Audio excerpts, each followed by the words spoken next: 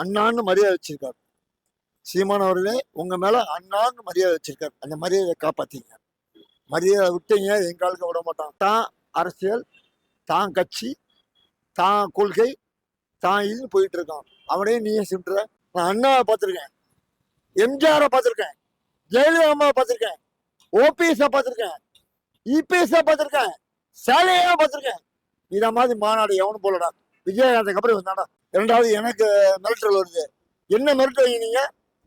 இந்த வயசுல என்ன மிரட்டுவீங்க? இல்லத்த இன்னும் 10 வருஷம் 15 வருஷம் இருப்பானா அந்த உயிரை தலைவர்கிட்ட கொடுத்து போறார். விஜய் எடுத்துக்கிட்டார். யாரெல்லாம் வரக்கூடாதுன்னு இவர் சொன்னாரோ அவங்க எல்லாம் வந்தாங்க.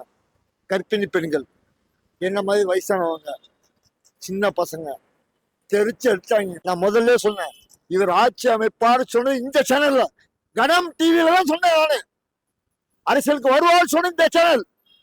அதே மாதிரி முதல் மாநாடுன்னு சொன்னேன், ஆர்ப்பாட்டம் சொன்னேன், 2ஆம் மாநாடு இந்த சேனலை சொன்னேன். என்னை கூட்டு கௌரவிச்சிருக்காங்க.